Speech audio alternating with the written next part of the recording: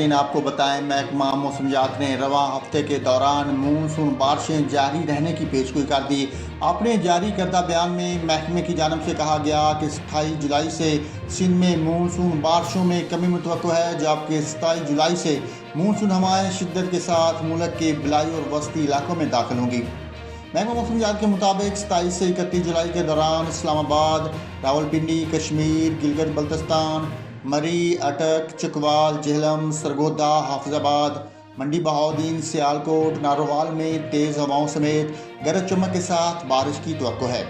لاہور، گجرات، گوجرانوالا، فیصل آباد، ٹوبہ ٹیک سنگھ، اکاڑا، ساہیوال، لیا، بکھر، ملتان، راجر پور، ڈیرہ غازی خان میں بھی تیز ہواؤں گرج چمک کے ساتھ بارش کی توقع ہے۔ بہاولپور، بہاول نگر، رحیم یار خان، خانپور میں بھی تیز ہواؤں اور گرج چمک کے ساتھ بارش کی پیشگوئی ہے۔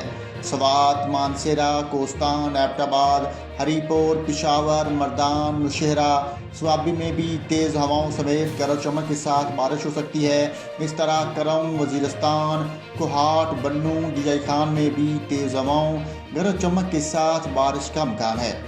محکمہ موسمیات کے مطابق 27 سے 31 جولائی کے دوران کوئٹہ، چمن، ہرنائی، صوب، زیارت، بارکھان، لورائی، کوہلو، بولان، کلات، لسبیلا اور کسدار میں بھی تیز ہواؤں اور گرج چمک کے ساتھ بارش کی توقع ہے۔